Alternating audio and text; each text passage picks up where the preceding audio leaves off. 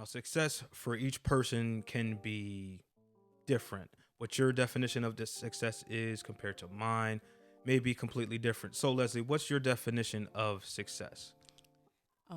My definition of success, I think, would just mean overall happiness, but not surface happiness. Hmm. Meaning that I'm doing things in my life that feel fulfilling to me. It does mean for me a certain level of income that I would want to be, because I Right. know I can't, I can't be broke and happy. Talk about it. So, Hmm. but being able to travel, Hmm. making a difference, and to me, it does involve, feeling like I'm, just kind of progressing and moving forward. Hmm. Hmm. So, for me, success is very similar. I think a lot of times we get success and like material things mixed up.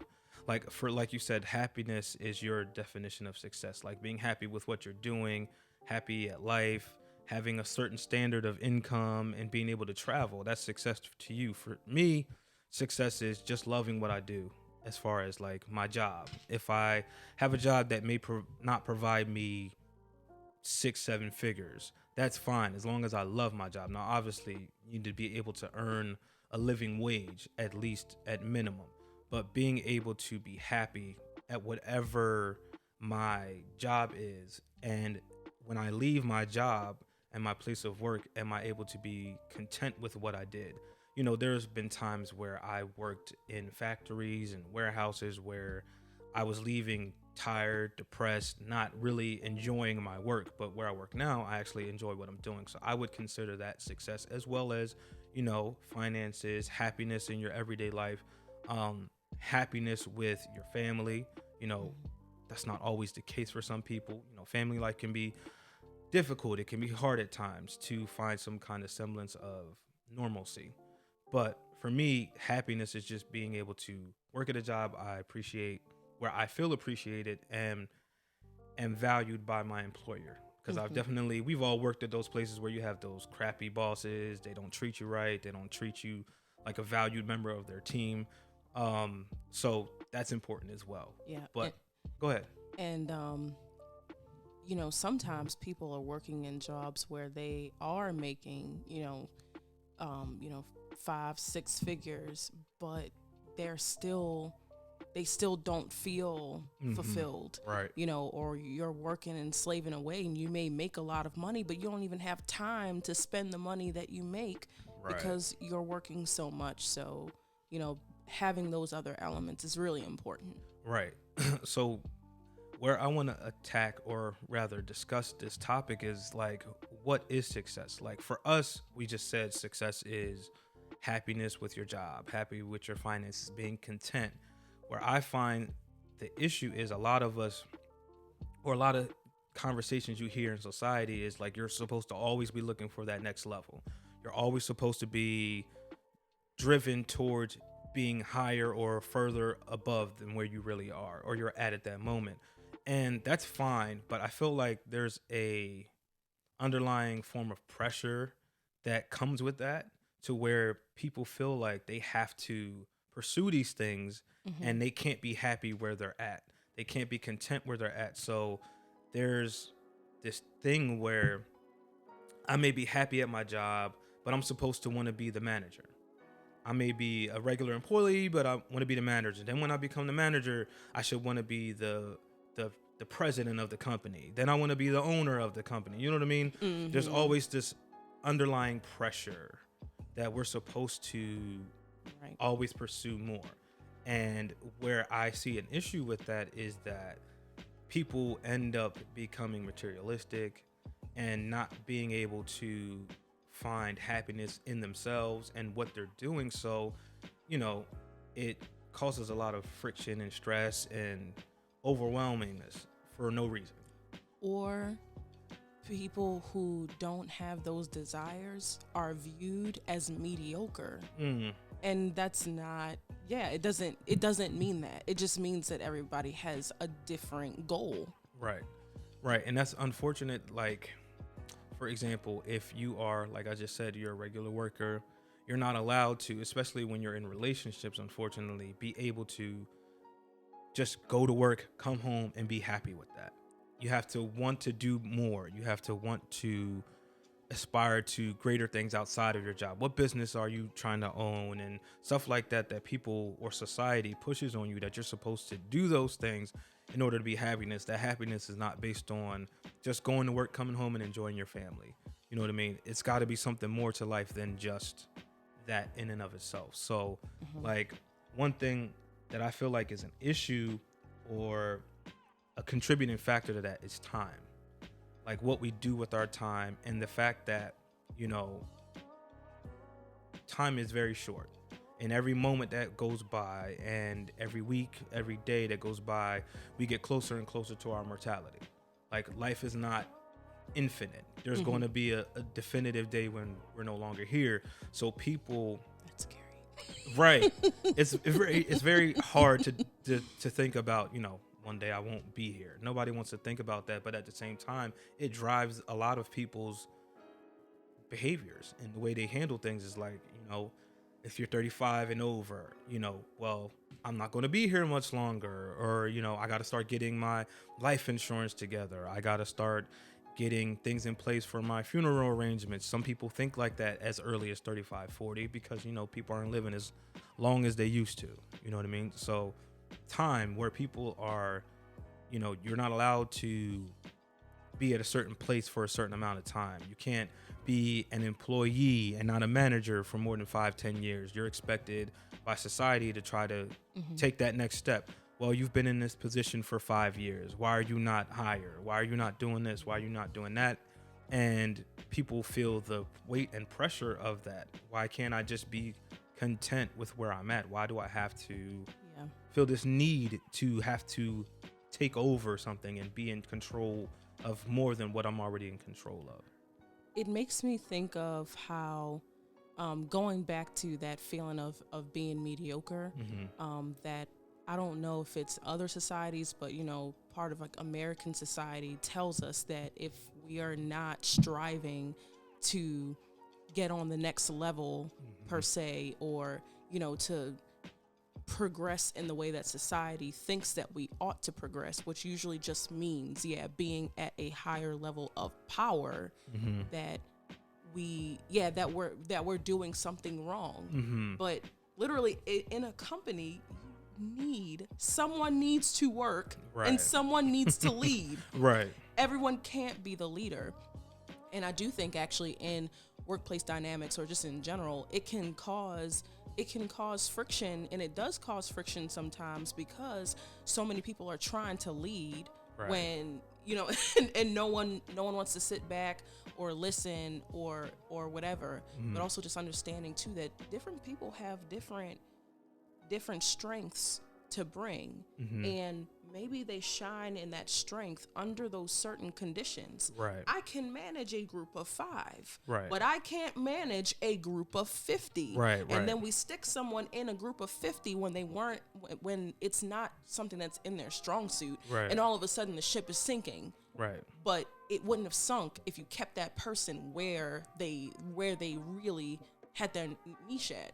It's like if I don't have the capacity and ability to, like you said, lead more than 5 people, then I shouldn't be striving to be an owner or someone in a higher level of position who has the responsibility of monitoring and taking care of and supervising, most importantly, 50 plus people. Some people just don't have the ability to do that, or they may have the ability to supervise but not manage. Because I can supervise and make sure everybody's doing what they're supposed to do, but I might not be able to do the management portion, which is make sure everybody's schedule is on point, make sure everybody's where they need to be, know everybody's schedule, know everybody's phone number, be able to. Some people just can't do that. That's too much. I can be able to tell everybody where they're supposed to be at once they're in the building. You know what I mean? I can tell you what you need to do as far as fixing this specific thing in this specific area, but maybe I don't have the capacity to lead in that fashion. Not everybody is built to lead in that way or be in a position of authority and power, or to lead everything. Exactly. Everyone has a particular strength that, that under those conditions, yeah, they can shine. Mm-hmm. I think some of it comes from us not respecting the differences or the nuances of people. Right. We expect people to be the same, to think the same, to have the same strengths, and because some people are great with large groups, Right. but some people really shine in intimate settings. Right. And it doesn't make the person that shines in an intimate setting less important or mean that they do less work. Mm-hmm. It's just it is a different capacity. It's something completely different. Right, exactly. So it's like, then why do we feel the need? And you said it right. It's like an American thing. Like it's in our Eastern culture, or Western culture rather, it's like we're supposed to strive for this certain level. So we can never be comfortable where we're at. And we're always trying to do things that may be out of our purview of ability. Like, I'm not going to sit here and try to run a Fortune 500 company. I just don't have the mental capacity to do that. I can't multitask like that. I can multitask on a certain level of things, but I'm a procrastinator by nature, being honest. Like, so I might start something, but I might not finish it. So then what happens to the people that I'm responsible for and accountable for if I'm not finishing projects, if I'm not getting things done, because that's just who I am. So it would be unwise of me to try to pursue something like that based on people's perceptions of where I should be by a certain time. And that happens a lot in the workplace when people see that someone is good at something or shines in something. Instead of, I would say, maybe there needs to be a shift in what we do in that culture. Because if someone is doing their job and they're doing it well, what they really should is be properly compensated for the value that they provide in that position. Right. But what happens is we then promote them to take on more responsibility that they may or may not be prepared to handle. And then, and sometimes it comes with more pay and sometimes it doesn't. But now they're in a situation where they're experiencing a lot more stress, and where they feel pushed to the limit because that blessing or that ability is being stretched beyond their capacity. Right. And some people can handle it and some people can't.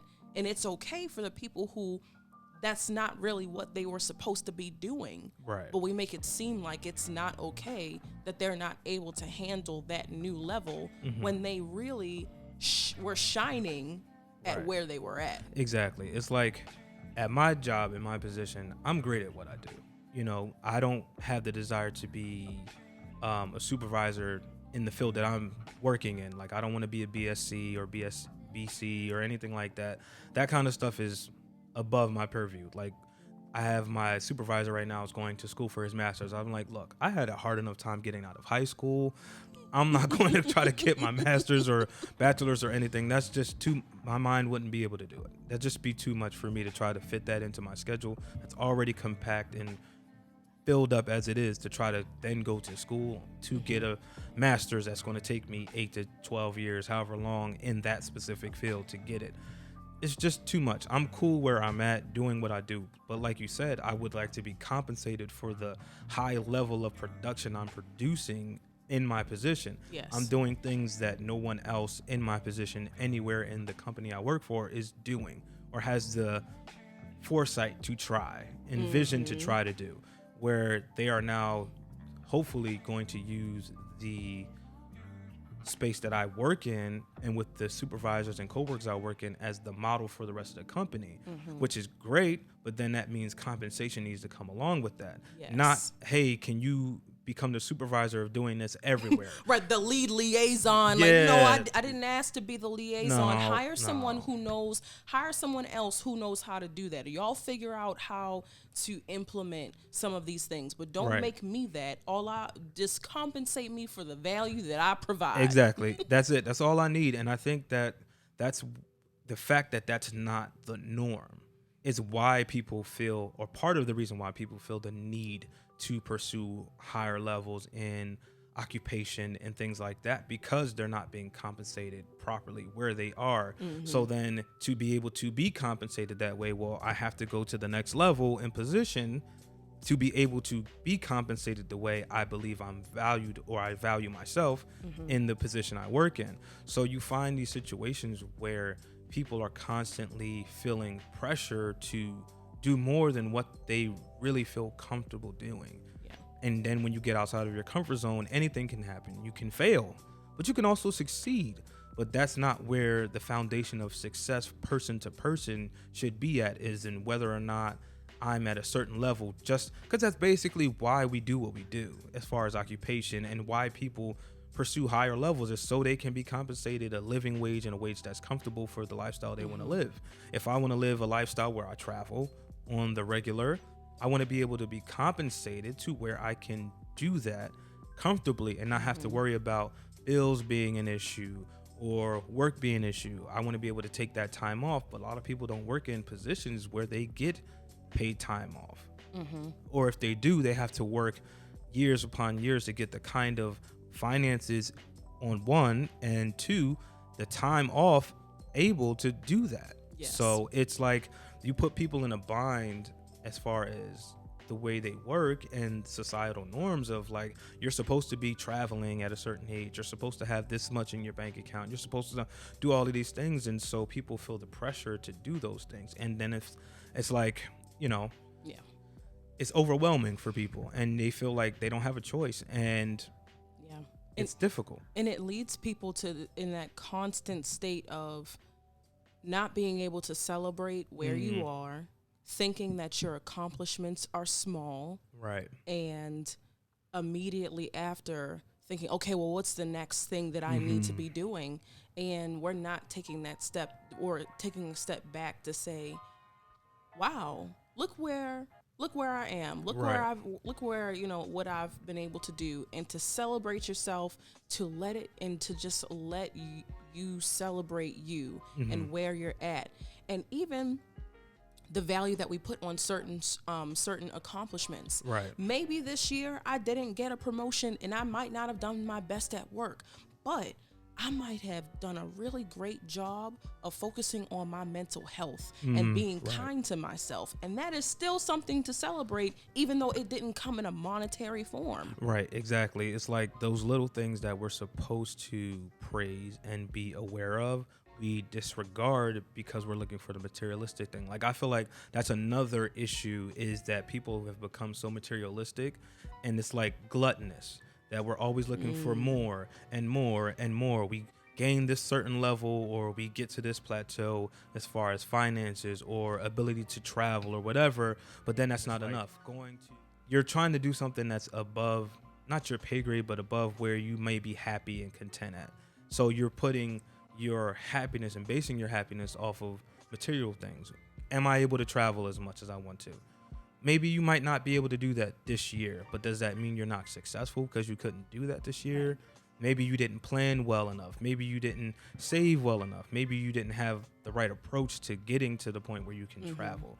You know what I mean? Things like that, where I feel like us as Americans, we have this issue of like always wanting to do what we see others doing. Yeah. Keeping up with the Joneses, as they used to say when we were younger. Because it comes from a comparative standpoint. Yes, and I exactly. think, it doesn't mean, like, by no means is going to Russia or going to Jamaica or doing nice things, or, things that may be expensive. Like, those things in themselves are not bad. Right. If I want to go to Jamaica, it's cool for me to want to go to Jamaica. But I think, the point that you're getting at is why behind it. If we're doing it because we feel like we need to flex or prove that we're important, or we're doing it from a place of just wanting to, wanting to stunt on people, or just perceive ourselves to be a certain way. Just not feeling like we have to compete with people all the time. It's okay if all I really want to do is stay in, and I think it's good. It actually is good to be cultured, and it's good to have appreciation for other things and to experience the beauty of life. But it doesn't mean that I have to feel bad about myself if I haven't gone to as many places that someone else has gone, or if I haven't been able to see certain things, and some people just have eclectic mindsets. Right. Maybe someone really just enjoys the beauty of the US and they just want to travel around the US, Right. go in their RV and explore different things like that. And that's completely fine. We don't have to keep up with what we think that someone else wants for us. Right. It just matters about whether or not it's something that we really want to do. Right. And that's the point, is a lot of people, and speaking from personal experience and having conversations with different people, is like a lot of people feel that they are inadequate if they are not living a certain lifestyle, because they've become tainted in their thinking, where it's like, I have to be this way. If I'm not living this way, then I have failed in my life to be the success I thought I was supposed to be, or that I've tried to convince myself inwardly, even though I know, or outwardly, even though I know inwardly that's not who I am. You know what I mean? Where people try to convince themselves that they are something that they're not, and putting on a front in public to try to show themselves to be that. So then they find themselves doing things in order to meet that expectation they've put on themselves, even though that's not what they really wanted or who they really are, but they feel the need to. It's like, for example, people who go through midlife crisis and they feel like, oh, I'm 40 now, and I might have just gotten out of a long-term marriage or a long-term relationship, and I need to go do something with myself. I don't feel like I've succeeded as much as I need to. So you know what I'm going to do? I'm going to start traveling like crazy. I'm going to start going to lavish places. I'm going to start, trying to own businesses, which is, like you said, there's nothing wrong with those things, but it's the motive behind it. Because if you don't have a pure and genuine motive, a lot of times you don't have the follow through necessary to see them things to the end. And you find yourselves being disenchanted with it when things start going left, because inevitably things will go left. You're not going to get an easy route to what you want. That's just not life. And sometimes people do succeed in what they wanted, but then they find that the happiness that they thought was going to be on the end of it really isn't. So now we're depressed. Right, exactly. Now we're depressed because we got to where we thought we wanted to be, right, but it didn't give us the satisfaction that we were looking for. Exactly. Because the problem it's not outward. Yes. It's inward. Exactly. It's inward about how content we are with who we are as a person, loving ourselves and the things that we know that we bring to the table, our good, our bad, the ugly. Yeah. And just being able to accept ourselves as we are and accept the things that we want. If I just want to live a nice little country life with a, picket fence and 2 kids, and, I'm not really interested in doing too much, but I like fishing and I know the things that I'm passionate about, that's fine. Right. It's like, I'm not at a place where I feel like I need to be what everybody else wants me to be. I have to be to a place where I'm cool with just being myself. And a lot of people aren't happy with who they are.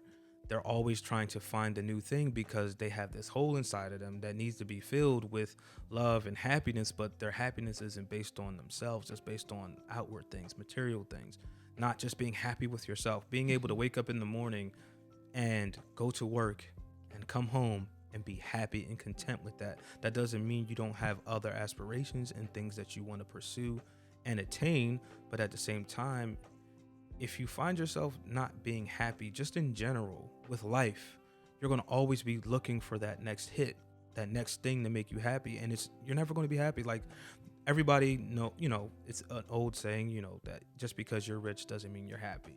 Money doesn't buy happiness. It doesn't.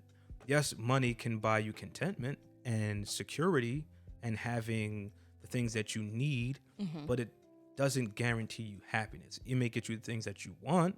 I may want to own a business, Fortune 500, or own a bunch of cars, or be able to go on trips and have financial stability and generational wealth. But does that mean I'm happy? Those are just things. Those are material things. But am I happy inwardly with myself? And a lot of people, especially I've experienced this last year and a half, 2 years of the pandemic, a lot of people, because we've had to be inside so often, are finding that they're not as happy as they thought they were. Everything that they were basing their happiness and contentment off was outward. It was materialistic. And it makes me think, when you were listing off some of those things, that some of those things are really important things that we should have. Like for example, like when you said establishing generational wealth, Mm-hmm. that in itself is not a bad thing, and it is something that we should pursue for our Right. families. Exactly. However, that may look different for different people. Right. For some people, that means that you had the passion to own a business and you're passing on that business. Mm-hmm. For some people, it just may mean giving your child, making sure your child has financial literacy Mm-hmm. to keep going even after you're not here. Right. Or to have, make sure that you have a valid life insurance policy to where you know, hey, I'm not living that lavish millionaire lifestyle, Mm-hmm. but I can at least leave you some money for you to do what so that you can establish whatever it is, whatever goals and dreams that you have in your life. Right. Exactly. It looks different for different people. Right. So it's like there's no across the board standard for every single person to have to attain. Like every person's desires and wants are different. I'm not the type of person where I want to have lavish lifestyles. That's not a thing to me. Like I don't really care about living that kind of way. But financial stability and being able to set up my children for the future, whether it's by having wealth or being able to, like you said, give them financial literacy, is different. That's something I would want to have and be able to do. That makes me happy. For some people, that's just not enough. And unfortunately, like I said, we keep falling into these situations where people just can't be content where they're at. There's always got to be something else they're pursuing and after. So if it what happens is when you aren't attaining those things and then time happens and you hit a certain age and you get to a certain point and you don't have these things, what happens to you emotionally, mentally? And you find a lot of people, being depressed and not being happy because they're not where they thought they were going to be by a certain time. You know what I mean? Now, I have a question. Mm-hmm. Do you think this same philosophy applies, I guess, in the mental aspect? Because life is ever moving, ever changing, and I would think that as times change, some people grow and some people do stay stagnant. But sometimes being stagnant mentally can be a detriment Right. to a person. Mm-hmm. So do you think that same mentality of it's okay to stay where you are applies in that way? Or I mean, it depends on what being stagnant means to a certain person. Because being stagnant mentally, while I'm happy and content, could be acceptable for me. Whereas being stagnant and I'm not growing mature wise or in my common sense or my worldliness and knowing what's going on around me and being able to separate right from wrong and do certain things a certain way. I mean, if you're stagnant in that way, that might be a problem. But that's something that having a good social circle and people around you to help hold you accountable and help explain things to you or be a guide to you when you need that is important. A lot of times people surround themselves with people who are going to tell them what they want to hear. And unfortunately, that leads people to being able to do things that are sometimes a detriment to where they're trying to go in life. Yeah. I'm still like thinking on that and like what that necessarily means for me. Right. Because someone doesn't necessarily have to always be a different person. There are people who, they've been working at that same job for 30 years. Yeah. They're very content, but I do think life is about learning and life is about growing. And it doesn't necessarily mean growing, in the sense of, I have to get a divorce or change everything that's going on in my life, or I have to get a new job.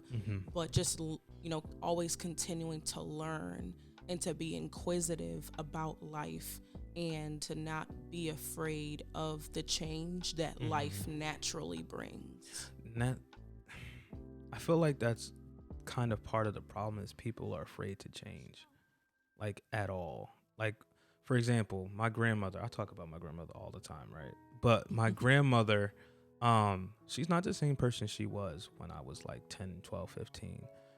Even in her older age, she's wiser than she was then, and the wisdom that she imparts on me is completely different than it was when I was 15, 16, because she is still my grandmother. She's still a lot older than me, but she still grew. Even though Mhm. she was at a certain age, she's now, I think my grandmother's 80 now. You know what I mean? She's still growing, she's still learning. In our conversations that we have, there's always some new aspect of learning she shows in the conversations that we're having, and the wisdom she's giving me, or the advice she's giving me, or just in the general conversation that we're having while we may be watching her judge shows that she loves to watch. You know what I mean? Things Mhm. like that. We may be just sitting and watching the Game Show Network, and we're just talking about life. And she'll say something that I know maybe 5 years ago she would have never said, or she wouldn't have had that same kind of perspective or viewpoint on that specific situation. So it's like you should never get to a point where you don't feel like you can't grow, Mhm. even if you're being stagnant from the standpoint of you're not trying to grow financially and materialistically. You should still Mhm. try to grow in your maturity, in your integrity, in your awareness of yourself more than anything. Mhm. Because the more older we get, and I'm learning this now, dealing with the situations that I'm dealing with, is like I'm having to break bad habits and relearn what makes me tick, what makes me happy, what makes me content, and most importantly, where I need to fill those holes. You know what I mean? Mhm. Where in the past I may not have been aware of my flaws in certain areas because I may have turned a blind eye to them and been unwilling to be self-aware and take accountability. Now I'm at a point and place where I want to do those things Mhm. because I want to grow farther than where I'm at. And that doesn't mean that I have to pressure my job to pay me more, or I want to go up in the company where I'm at. I'm content where I'm at, but I would like to be compensated, like we said earlier and previously. But it's like growth does not have to be defined by your bank account. It doesn't Yeah. have to be defined by how many houses you own, how many cars you have. Growth could just be being more self-aware, Mhm. aware of where you're at emotionally and Right. mentally, whereas maybe in the past few years I may have been unaware of where I am emotionally. Mhm. I'm more aware of myself now and able to self-diagnose, I guess you could say, Mhm. where I'm at, and be able to address those things because I'm being more open and honest with Yeah. myself. Whereas in the past, I may not have been able to do that because I was too busy trying to pursue other things and not putting the magnifying glass on myself. You know what I mean? And even, growth can look like just being a better mother, a better Mm-hmm. father, a better Exactly. friend, and being better to yourself. Yeah. Figuring out, um, I think sometimes we think that if we've lived a life and we haven't touched, if we haven't touched 100 people, Yeah. that our life was worthless or Yeah. didn't mean much. But sometimes we've made the biggest difference just pouring into one person, Yup. and we may unconsciously, we may not see that we have changed the trajectory of one person's life, and that one person might then be able to touch 100 more people Right. because we poured into them. Exactly. Exactly. It's like how I started coaching basketball when I was 18 years old. Still in high school because I flunked my senior year of high school and I went back to do my second year. And while I was doing that, I was doing work study. So I was going to school in the morning. Well, not really going to school, but Oh my but I was going to school and then leaving to go to work. And that's when I started coaching basketball. And to this day, I still run into kids who I coached back then. One of which is my personal trainer right now, is a player I used to coach when he was in elementary school. God. Wow. But that one person I poured into, which was many, but in particular, the person who's my personal trainer is now pouring into hundreds of people around the world, with his personal training business. He has clothing tied to his, personal training. He just got a new place he's working at. All the stuff he's doing, that doesn't mean that it's a direct result of me in his life, but having someone to help pour into him and plant seeds. You're a leader. I was telling him he was a leader since he was young. There's leadership in you. I believe in you. I trust you. I know you're going to be great. I know you're going to be a good leader because I see it in you. You just have those leadership qualities in you. And then to see it come to fruition years down the line, that's the kind of stuff you look for. Like, it's funny. I used to have this thought, when I would be down in the dumps and I would be having those emotional lows and mental lows, I would think to myself, if I was to pass away, would anybody show up to my funeral? Did I reach anybody? You know what I mean? Was I doing my job? I feel and believe personally, my job on this earth is to reach people and to help people. That's why we started this podcast, with the intent to help encourage people, reach people, cultivate unity in our country and our society and stuff like that. And when I was at my low points, that's the kind of thing that I would think about. Like, I'm not a failure because there's so many people that I'm reaching, my children, the kids who I work with. I've been working with kids for 17 years now, going on 18 this year. It'll be 18 in June, I think. 18 years working with kids. I've worked with hundreds and thousands of kids. I've reached a lot of people. So even if I never gained the financial success that I may want in life, your 6-7 figures, I know that I'm still a success because I've reached someone. I've helped somebody be better than who they were when they first met me. You know what I mean? So that's growth and success for me, whereas other people might not see that as success because, you're just doing a job. But to me, that matters. You know what I mean? That's the kind of stuff that I find pleasure and joy and happiness in. Not so much the materialistic things, but those kinds of things. Not to say that everybody has to have that standard, like we said, but it's like those kinds of things is what is success for me. Yeah. And that's the kind of thing that I find happiness in. I don't feel the need to have to, own the world or be Jeff Bezos or Elon Musk. Like, I don't feel that need. That's not in my purview. But like, that's success for me. And I feel like if people were more content with the things that they do for themselves and for those around them, you would find success more easier than not. You know what I mean?